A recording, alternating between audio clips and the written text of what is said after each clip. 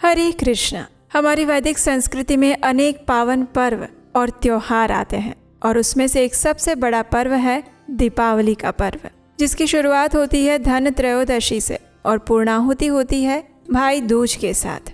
धन त्रयोदशी के बाद आता है नरक चतुर्दशी का पर्व। ये वही दिन है जब भगवान श्री कृष्ण ने नरकासुर का वध करके 16,000 राजकुमारियों को उनके बंदी गृह से मुक्त करवाया था।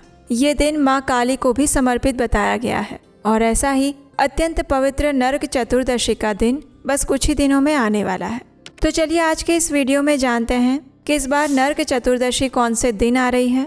इस दिन महाकाली की पूजा का समय और अभ्यंग स्नान का महत्व और उसका शुभ समय कब रहेगा, इस विषय में भी हम बात करेंगे। और इसके साथ साथ आज के इस वीडियो में हम आपको नरक चतुर्दशी और काली चौदस के बीच में छिपे हुए एक सूक्ष्मतर भेद और रहस्य के बारे में भी बताएंगे, जो शायद आपको नहीं पता होगा और ये वीडियो के अंत में मिलेगा। तो आज के इस वीडियो को संपूर्ण देखिएगा और अगर अच्छा लगे तो इसे लाइक करके अपने मित्रों और परिवारजनों को शेयर कीजिएगा।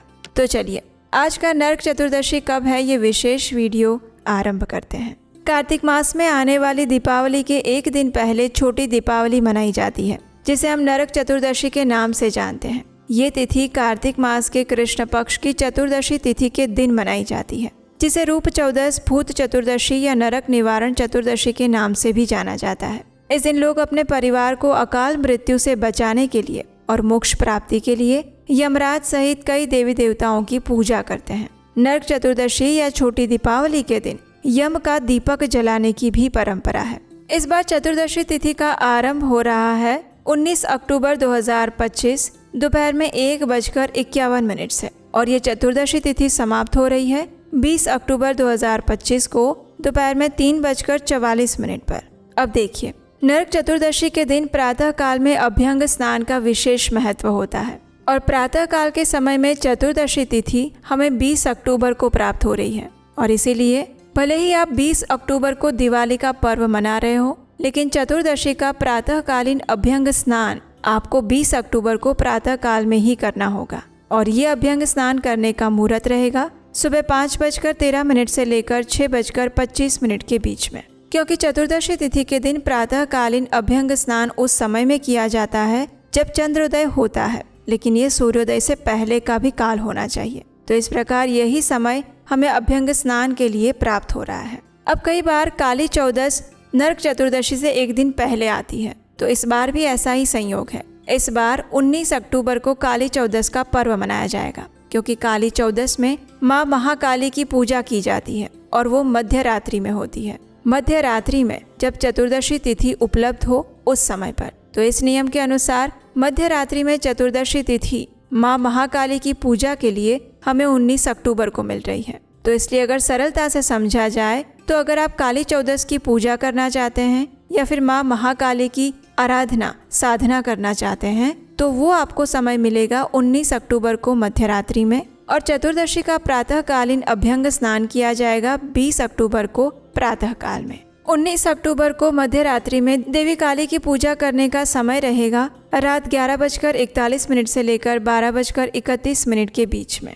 काली चौदस का अर्थ होता है काली यानी कि अंधकार और चौदस का अर्थ है 14वां, क्योंकि ये कार्तिक मास के कृष्ण पक्ष के चंद्र मास के 14वें दिन मनाया जाता है। इसलिए इस दिन महाकाली की भी पूजा इसी रात्रि में की जाती है, जिससे नकारात्मक शक्तियों और बुरी आत्माओं के प्रभाव को दूर किया जा सके। उसके साथ ही नरक चतुर्दशी के दिन भगवान श्री कृष्ण की पूजा भी श्रीमती राधा रानी के साथ की जाती है, इसलिए इसे कृष्ण चतुर्दशी के नाम से भी जाना जाता है। नरक चतुर्दशी के दिन अभ्यंग स्नान सर्वाधिक महत्वपूर्ण बताया गया है। स्कंद पुराण में वर्णन आता है कि दीपावली के पहले आने वाली चतुर्दशी तिथि के दिन तेल में लक्ष्मी जी और जल में गंगा देवी निवास करती हैं और इसलिए नरक चतुर्दशी के दिन प्रातः काल में जो भी मनुष्य स्नान करता है वो यमलोक में नहीं जाता। इस दिन अभ्यंग स्नान करने वाले मनुष्य नरक जाने से बच सकते हैं, अपने पापों से मुक्त हो सकते हैं। और अभ्यंग स्नान के समय उपटन के लिए तिल के तेल का उपयोग करना चाहिए। अब देखिए, कई स्थानों पर यह कहा जाता है कि काली चौदस और नरक चतुर्दशी एक ही है। ये सत्य है कि इसमें तिथि एक ही है, इसलिए ऐसा लगता है, लेकिन वास्तव में शास्त्रों के अनुसार ऐसा नहीं है। काली चौदस अधिकतर भारत के पश्चिमी भाग और उसमें भी गुजरात में मनाया जाने वाला पर्व है।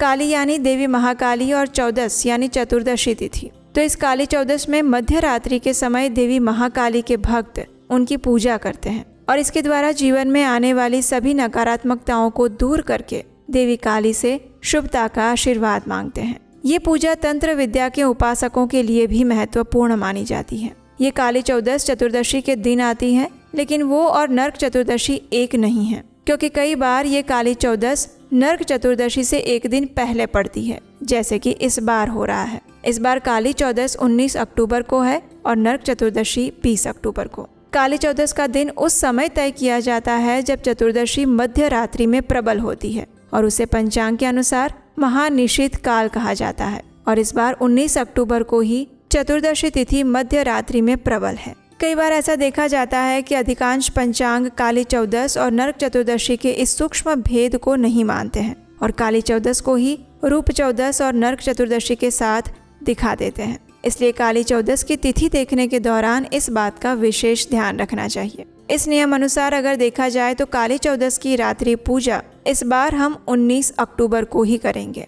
शास्त्रों के अनुसार यम चतुर्दशी पर यम के नाम का दीपक प्रदोष काल यानी कि संध्या के समय में जलाया जाता है और इसलिए इसे यम चतुर्दशी के नाम से भी जाना जाता है। काली चौदस के दिन माँ काली की पूजा 2 प्रकार से की जाती है। एक होती है सामान्य और दूसरी है तंत्र पूजा। सामान्य पूजा कोई भी व्यक्ति कर सकता है। माता काली की सामान्य पूजा में विशेष रूप से 108 गुड़हल के फूल, 108 बेलपत्र और माला, 108 मिट्टी के दीपक और 108 दुर्वा चढ़ाने की परंपरा है। इसके साथ ही मौसमी फल, मिठाई, खिचड़ी, खीर, तली हुई सब्जी और अन्य व्यंजनों का भी भोग लगाया जाता है। पूजा की इस विधि में सुबह से उपवास रखकर रात्रि में भोग, होम हवन और पुष्पांजलि आदि श्री माँ काली को प्रसन्न करने के लिए दिया जाता है। कई स्थानों पर इस दिन पूरी, वड़े इत्यादि जैसे पकवान बनाकर उसके साथ अपने घर की नकारात्मक ऊर्जा को लेकर चौराहे पे रखा जाता है। वहाँ दीपक प्रज्वलित किया जाता है और ऐसी मान्यता है कि इस प्रकार पूजा करने से जीवन के सभी क्लेश और संकट नष्ट हो जाते हैं। घर और परिवार से नकारात्मक ऊर्जा दूर हो जाती है और जीवन में फिर से सकारात्मक ऊर्जा और सुख शांति का वास होता है। लेकिन अधिकतर स्थानों पर तंत्र साधना के लिए ही माँ काली की उपासना की जाती है। तो ये थी आने वाली नरक चतुर्दशी और काली चौदस के विषय में संपूर्ण जानकारी। आशा है इससे आपके सभी संशय समाप्त हुए होंगे और अगर इस विषय में आपकी कोई जिज्ञासा है तो आप नीचे कमेंट बॉक्स में हमें प्रश्न पूछ सकते हैं। इस नरक चतुर्दशी की विशेष कथा सुनने के लिए आपके अपने चैनल उपदेशाष्टकम को सब्सक्राइब करके रख लीजिए, क्योंकि यहीं पर आपको मिलेंगी वैदिक प्रमाणभूत शास्त्रों और पुराणों से ली गई यथारूप जानकारी बिना किसी मिलावट के। हरे कृष्ण।